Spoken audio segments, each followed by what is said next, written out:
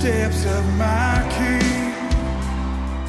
Okay, we have another podcast here with the new year coming out here shortly. Well, by the time you listen to this, it'll probably be a new year. Depending on where you're at, you'll have New Year's resolutions. You will maybe be succeeding, maybe you'll be failing. I know the gym business thrives the first probably a couple of weeks of January, and then reality kicks in, and we quit and give up because I'm not losing 30 pounds in 30 days, and I don't look like The Rock for men, or I don't even know who else for women. Beyonce. I don't know. Pardon me. I don't know who people look to. And again, I just did a podcast on body image, self-image, healthy self-image. So, make sure you check that out too. But I want to help some people with the new year here because, what diet is best? What fitness routine is best? What should I be doing? And there's so much confusion. So what I'm going to do is encourage you to go to westsidechristianfellowship.org and download some of my ebooks for free. They'll answer all the questions on fasting, fitness, cardiovascular training, resistance training, high intensity interval training. There's a lot of information there that I could no way cover right now. But to help you get going in the right direction, because I don't know when I'll have a health expo again where I can talk about some of this. So here's the deal. And this is just Idleman Unplugged. No notes. I'm just going off memory here. You need to find what works for you. Okay. The lifestyle that works for you.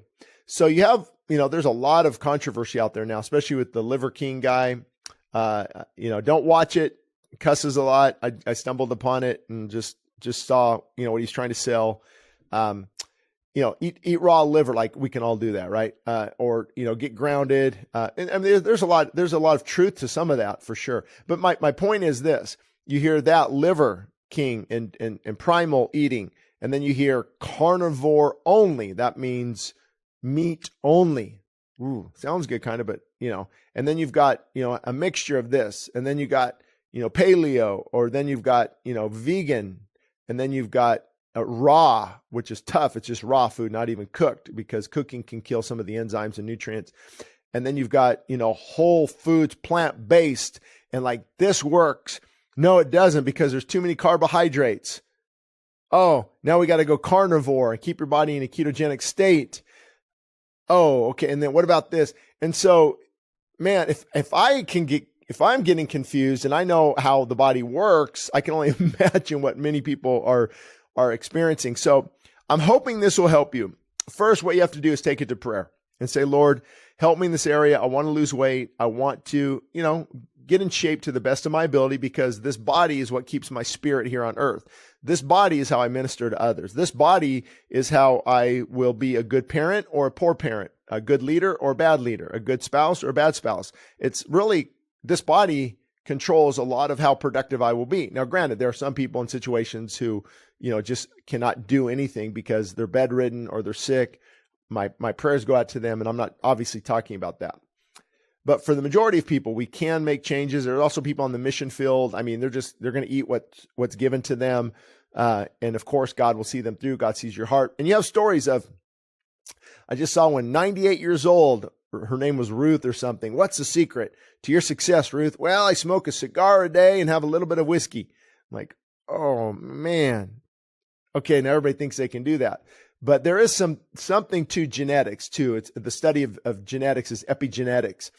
And they're finding how gene expression can turn on certain switches and things. And that's why food plays a role. Microbiome plays a role. Fasting and autophagy plays a role in all of this. And some of these people, they're just, they have a cigarette or a little bit of alcohol, and they don't abuse these things, and the body can just keep itself clean. But for the majority of us, we have to, keep an eye on things. So here's what I would do is what you need to get started. I have to look through a biblical lens.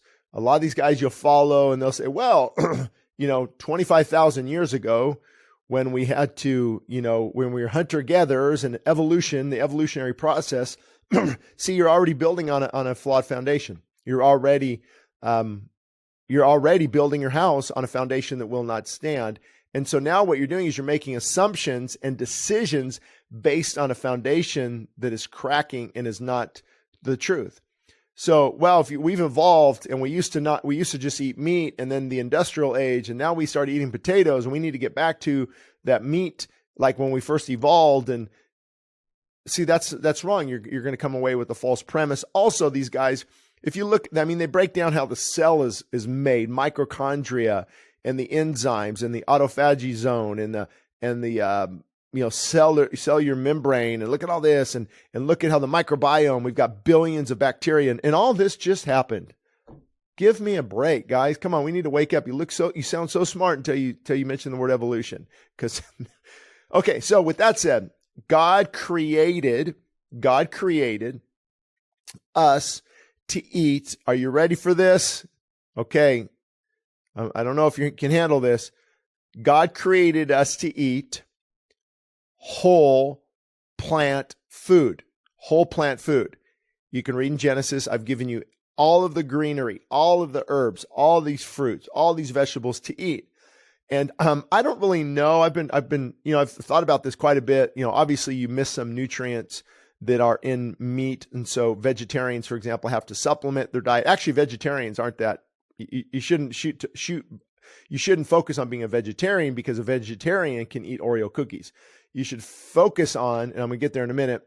Well, let me tell you now. God-given whole food that gives life to the body. Does this carrot give me life? Yes, the enzymes, the beta-carotene, the phytochemicals. Man, this is going to be really good for my body, versus a Snicker bar that will actually not do anything. Get you a sugar rush, toxic ingredients, partially hydrogenated oils. Partially hydrogenated is when they inject hydrogen gas into the fat molecule, so that Snickers can stay on your closet shelf for 25 years. That's not good. It's dead food. So you don't give dead food to a living body. Now, be encouraged. I had a Snickers. I had a bite of one recently. So I got you. The struggle is real. But for the most part, we should shoot for whole foods that can give life to the body. So back to my question, if you've got, certain things that vegans are deficient in, so they have to take supplements. Could it be, I think, that obviously the plants were in the soil, and I think men and women back then touched a lot more soil. So you got some of the vitamins and minerals from the soil, the dirt on the plants. It's really good and healthy to actually work in the dirt, the microbiome from the dirt, very, very healthy. So we could have got a lot more things from the dirt, from the soil, because the plants, you pull up a carrot, you start eating, you got some dirt on there. So that's how we were created. You can argue all you want, but the Bible is crystal clear that, and I believe the protein ratio was fine, because here, we've got debates on that. 1.1 gram per kilogram of body weight, or per pound of body weight versus this, and some people are having way too much protein, but then you have high levels of uric acid, and then you can have some serious problems there. That's one of my one of my complaints with the carnivore diet would be that the high levels of protein are not going to be healthy long term. Sure, there might be a few short term benefits. And then fiber is so important. We could break down the microbiome, how it feeds on the fiber, how the fiber aids in digestion, how the fiber aids in serotonin levels, and fiber is just incredible. It's really like a cleaning system in the body. And so if you avoid all the fiber and just meat only, and is the meat very, very clean, no toxins in the meat at all. They weren't shot up with steroids, growth hormones. They weren't given antibiotics. They weren't eating food that was genetically modified and grain. And now that animal takes all that in, and now you're eating it. So, again, I'm not against animal. In a minute, let me unpack this. So again, though, the foundation is we were created to eat whole, life-giving, God-given food. Okay. So that sweet potato, very good, very healthy. And here's what happens. Fast forward to now, probably 6,000 years after creation. We don't walk 15 miles a day. We're not very active. We're not hunting. We're not gathering. We're not building. Everyone was. And so now all the carbohydrates that were taken in at creation, even up to 100 years ago. You burned them off. You've got the blood sugar levels and things, kind of balanced out because you were moving. And so now that we're so sedentary, now we have to be very careful with blood sugar levels. And that's what diabetes is. Diabetes is basically too much insulin, too much sugar, and then your body becomes insulin resistant. So your cells are not taking in any more insulin. So their answer is to pump in more insulin, which is actually not a good idea. The best idea is for the diabetic to reverse their diet, change their diet, and wean off medication slowly with doctor supervision and fasting, intermittent fasting especially, and you can really reverse diabetes. Diabetes is a health-related illness. It's directly related to what we're consuming, our lifestyle. So that's how you were created. You were created to eat life-giving, living, whole foods. That's it. So then about 1,500 years later, after the flood, Noah is released from the ark, goes out. And it's funny, most societies in China, most countries have records of a great flood. So, the Bible is truth for all men, for all time. Times change, truth does not. So after that, God said, now you have permission to eat animal products in addition to, obviously the vegetables and the plant life. So that's where I've been like, I wonder why that is. Now, obviously scarcity. Hello, the great flood, scarcity. Maybe it has to do with man's age. 120 years is, I believe, the maximum that God wants man to live. And so we know, I could just go over report after report after report on plant-based versus primarily, meat-based, how it affects the body, studies, what they found. And here's the thing with studies. You have to be very careful. Who published the study? Because I remember, all these studies about how great coffee is. Well, they're published by Folgers or Nestle or Pepsi or, sugar's not that bad, published by Captain Crunch, whatever that. And so the studies, unless it's in by a scientist in a laboratory, unbiased. So my point was, how animal protein can affect the body. There's some positive things for sure. There are some negative things as well. And so what I would do is focus on whole plant-based for sure. Like you have a huge salad at home, lots of colors. So you try to get in like 10 colors in that salad where it's cabbage, radish, tomato, cucumber, celery, the leafy greens, and then some other things you could throw in there. I try to get a good maybe 6 to 10 colors. And then, if you're, again, it depends on your activity level. So we can, what they call biohacking. You can just, eat meat and salad and avoid all carbohydrates. It's going to work because you're also limiting your calories, but you're not spiking blood sugar, which can leads to, glucagon. I think glucagon, insulin. That's what we don't want to spike. Insulin. Glucagon is opposite, pulls away. Insulin stores fat. And so, limited calories, ketogenic state, you're going to feel good and if you can live there, live there. But for most people, we have to find something that works. And so I go whole plant-based foods only for the majority of the part. And then if you can get some clean meat, some clean dairy, obviously raw dairy is best, but hard to come by. It's expensive. Clean meat, there's places where you can get clean meat, meaning organic, pasture raised, not grain fed, GMO. It's just like, it gets confusing and I'm like, Lord, really? How much of this do we need to worry about? So, and that's the other thing. Don't worry too much about it, micromanaging every little thing, but you do want to look at ingredients. Can I read the ingredients? Do I understand the ingredients? There's sugar in ketchup. There's sugar in jelly. Why can't there just be strawberries? There has to be sugar added to that. And there's sugar in bread. It's like, so whole foods is my primary, plant-based whole foods is my primary. And then if you have an organic chicken breast, you have some avocado, you have some nuts. And they got away from calorie counting. And there's a lot of great doctors, Dr. Jason Fung, Peter Attia, watch him, Daniel Pompa, Alan Goldhammer. I've talked to some of these individuals. And, there's different views on that too. Joel Furman, Dr. Joel Furman, very good. And, what he would say your recommended protein level is way different than, what this person would say.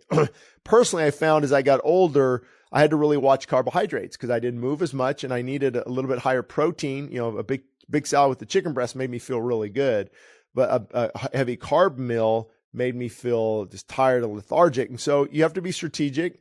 But that's how we were created, for plant-based. And then you can add in meat and dairy if you feel that's the direction you want to go. Some people like Rich Roll, not a believer. Many of these people aren't. One of the most fittest men in the world, as far as they call it, ultra marathon, 100 miles, as well.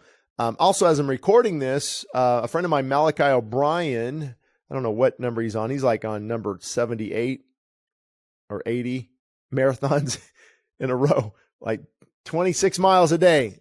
Wow. Good for you, man. And he has to keep going. And so, the diet sometimes doesn't look that great. You got a Monster drink and a pizza. I would probably recommend something else, but that's okay. But anyway, so, the body works on that. He's losing weight, Rich Roll, total plant-based. But again, what is your financial level as well? And you can actually eat pretty healthy on a budget. And the key is avoid the sugary snacks. Avoid, you can save a lot by not going to Starbucks or your favorite coffee place, or for this treat, you stop for this.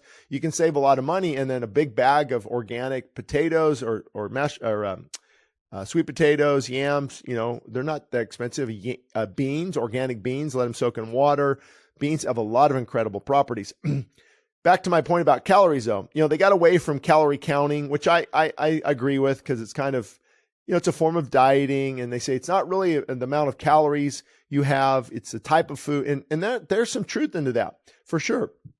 But the bottom line is, I hate to tell you this, if you eat too many calories, which is a unit of energy, if you eat too much energy and you're not burning that energy, you will store that energy as fat.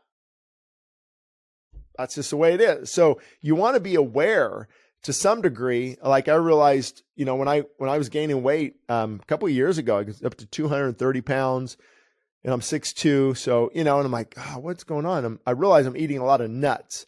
If you have a cup of nuts, that's like 800 calories. So like, oh, wow. Okay. I need to let me back down away from that a little bit. Let me do some intermittent fasting. And so we have to be strategic. We have to be wise, do what works for you. The reason, like a carnivore diet, again, I wouldn't recommend it because it is, and people say, well, I feel better. My immune system is my gut issues, and your gut issues will be fixed because if your gut issues are being caused by certain carbohydrates in your diet or processed food. So by removing those, it will fix your gut issue temporarily, because the meat is a whole different ball game with the meat. So, but then when you stop that and you go back to those foods, it could reignite that gut issue. So I like to go for healing, whole and complete healing. And then you find out what worked, what doesn't, and why. You research a little bit, and you there's not a one size fits all approach. So that's why people say, "Oh, I'm going to do keto. I'm going to do carnivore." And keto is removing carbohydrates. And keto can be okay if you're, eating not keto with bacon and cheese and hamburgers, but keto with some nuts and avocado, a big salad. And then I throw in, I would throw in a little bit of carbs, maybe a little bit of beans, just keep a little bit there. So as you can see, it gets confusing. You got to find out what works best for you. So if you're in your 30s, I would go plant-based. I would be active. If you're, in your 50s and you're kind of losing muscle, you might want to increase your protein a little bit, with organic chicken breasts, organic, some other types of things, if you can afford it, God. But here's the bottom line. God knows. And people might say, well, my day is numbered. When it's time to go, it's time to go. Yeah, I agree with that, but I'm not quite sold on it, because if you don't take care of your body, you might go a lot sooner than God wanted you to go, because there are consequences. However, there's safety in the center of God's will. And maybe I'll die and find out that, God had a genetic, switch in our DNA that when it's time to go, it's time to go. But we also know that a lot of people get healed from cancer by changing their diet. And the reason is often cancer is a cell that keeps dividing that's unhealthy, and it needs fuel. It needs sugar. So it primarily feeds off glucose. And so it's no surprise why we have a sugar epidemic, cancer epidemic, processed foods, and anything that can trigger something in the cell to react in an unhealthy way will create cancer. And, that's a whole nother podcast for sure. I'm not an expert in that area, but I do know that healthy God-given food, people even talk about juicing. I would be careful because there's a lot of sugar in juice, especially in fruit juice. You're going to get a lot of sugar. And so if you're doing juicing, I'd maybe have like a half apple and some greens, some heavy dark greens, and maybe a little bit of peanuts. What happens, or peanuts, but nuts. What happens is the fat in the nuts will help slow down the absorption rate of the sugar in the bloodstream, thus not elevating your glucose level too high. So like I said, this can get real technical. But if I were you, I would get back to whole plant-based foods. You'd be amazed. I think you can find on YouTube. Put in the pantry pastor strikes again. The pantry pastor strikes again. And I did I cleaned out some pantries, and the processed food, I would say 90% of the stuff in our refrigerators and in our pantries, we shouldn't be eating. Because again, is it life-giving? Is this sauerkraut, this living food, life-giving? This salsa, homemade salsa with tomatoes, life-giving? Yeah, it is. Is the vegetables life-giving? These beans life-giving? Even maybe say some of the meat, dairy, say raw goat milk or raw goat cheese. Again, it's expensive. I can't find, I don't have it as much as I'd like.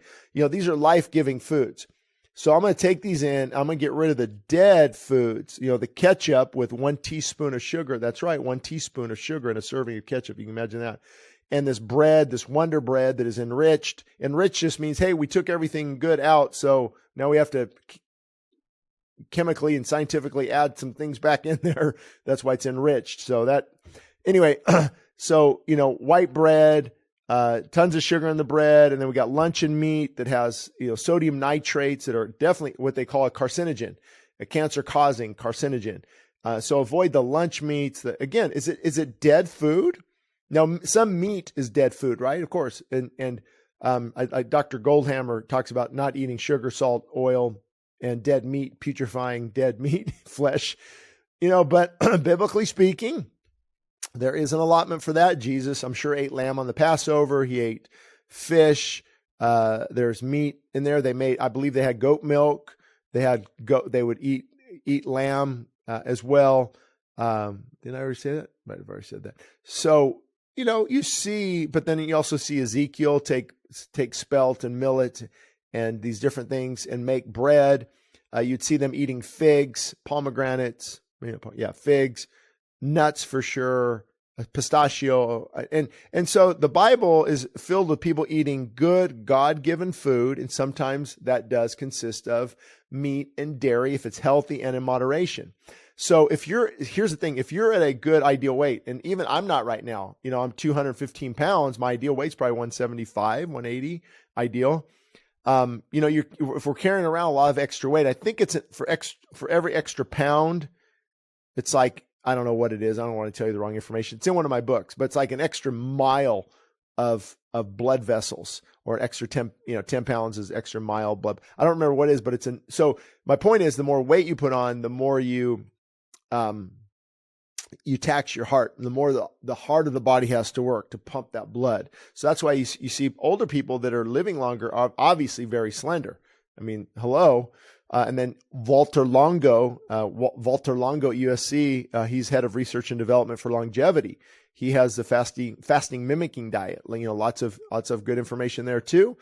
That's not a bad approach, because you kind of eat normal, and then you calorie restrict, and then eat normal, and then you've got other doctors, biologists, who say, no, it's not about the food you eat, it's when you eat. 1 meal a day, they call it OMAD, 1 meal a day, OMAD. And if you want to try these things, that's fine, but you got to figure out what's going to work for you. Make sure I'm not eating too much, make sure I'm staying active, make sure I'm eating God-given food, and make sure I'm falling forward. So it says, when I blow it, man, I just had, why did I eat?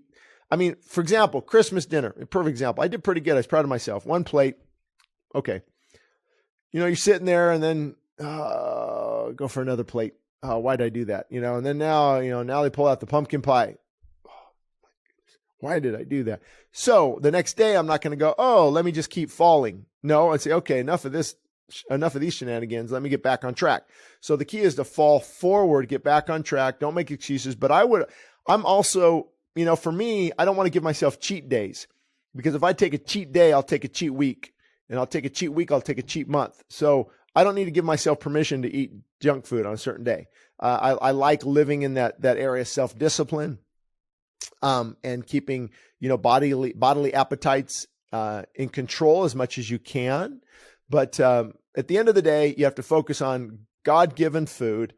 Again, you can download my books at westsidechristianfellowship.org, westsidechristianfellowship.org. I talk more about supplementation, from vitamin C, vitamin D, what type of supplementation if you're trying to break an addiction. So my book, Help I'm Addicted, you can find a good regiment there of, what type of supplements for breaking addiction. And supplements are pretty good. You don't want to get too carried away on those. I've got my top 8 in there or something. But anyway, so God-given food, staying active, and some type of caloric control. I mean, you don't have to control it too much, but I know me, I'm going to go eat a cup of nuts every day at night, probably. And so I got to kind of control that a little bit. And then active exercise, the right body image, healthy self-image, staying in God's word, obeying God's word, staying filled with the Spirit, and wanting to take care of this wonderful gift he gave us. So I hope that helps. I can't give you, do this, do the carnivore diet. I mean, I know Justin Peters has had good results on the carnivore diet. His daughter had amazing results on it. I don't know if they stayed on it, but just eating meat all the time, what it does to your gut bacteria, your microbiome, the fiber, lack of fiber content, to maybe to try it if you want, but to stay there and to live that way, that's where it gets challenging.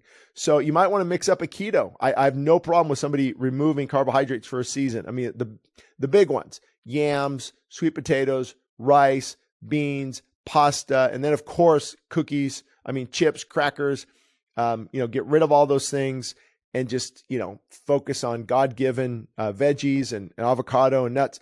Also, something you have to be aware of is they call these refined vegetable oils, safflower oil, canola oil. They are in pretty much a lot of our food, especially if you eat out. I mean, if you eat out a lot, you might want to make a decision to eat out a lot less and look at the labels. Even I just bought organic chips and it had safflower oil. And okay, a refined oil is when it's been processed. Often it's been heated, it's been treated. And sometimes that process makes it smell really bad. So then they use solvents to take away the smell. So often the best thing is just some avocado oil, even cold pressed. Cold pressed is meaning it's just pressed the right way without heating it. Cold pressed olive oil, coconut oil. As long as those things are unrefined, like how God made it. Okay, folks. So I think in the years to come, what's 2000, we're going to 2023, you're going to see, obviously we know the sugar connection, but a big connection with refined vegetable oils. And a lot of times with the offset of omega-3, omega-6, and you've got those so high, and we're not supposed to have these, say, example for omega-3 or omega-6 out of order. And it's really causing a lot of inflammation in the body. I'm wondering if that has a lot to do with what we're seeing in heart disease and cholesterol clotting the arteries. Something about that too, just a side note. Cholesterol necessarily isn't the bad thing. So what happens in your artery, you have cells, starts with a P, it's a long word. You have these cells that coat the artery. It's like they're slippery. And so the fat just kind of, just goes off. And then if there's an injury, there's an injury, there's a tear, there's something, maybe toxic food, maybe I don't know exactly what would cause it, but there's an injury. So that's where the LDL lipids, high density lipoproteins, and you hear of LDL and HDL, high density, low density. One of those takes away the cholesterol. One of those brings the cholesterol to the injured site. And once it creates that covering, to inflammation starts to take place, and it fixes that, it should fix itself and slide away, and there shouldn't be a plaque buildup. But something is causing the plaque buildup to continue building up and continue building up and continue building up. So I don't think it's necessarily the cholesterol in and of itself. There's other things at play, and they could find at some point that refined vegetable oils are having, because it's fat in there as well, especially partially hydrogenated oils, avoid at all costs. And so anyway, that's what's going on in the arteries. There's a lot to a lot of this. So ironically, eating God-given whole foods helps to really clean this out and smooth this out, and helps to remove some of the plaque buildup, not to mention fasting. Fasting is incredible for that. So anyway, hope that helps. What I would do is just set out on a plan. Okay, Lord, God-given food, active, in moderation, not eating whenever I want, have a limited time like intermittent fasting, and just be content and happy and watch what God does, especially pray for direction. Maybe he might have some of you feel really good about a ketogenic diet for a season. Maybe he's going to have some of you just switch completely to whole foods and maybe some juicing now and then, some healthy protein shakes. I use protein shakes as well, mainly plant-based protein shakes, but then there's collagen from grass-fed, raw, I don't know if it'd be raw, but grass-fed cows, collagen from that. And, you can find these things in a good health food store. But pray, ask God for direction. He might have what he's having me do, might not be what he's having you do. And what you're doing might not be what your wife needs to do. But it all needs to focus on not evolution, creation. How was the body designed? Am I eating life-giving food? Am I staying active? And am I keeping a proper self-image? Am I avoiding gluttony? Am I avoiding all these destructive types of foods that can really, really take me down? So anyway, hope that helps. Trying to keep it under a half hour, and it looks like I barely got it there. We'll talk to you next time.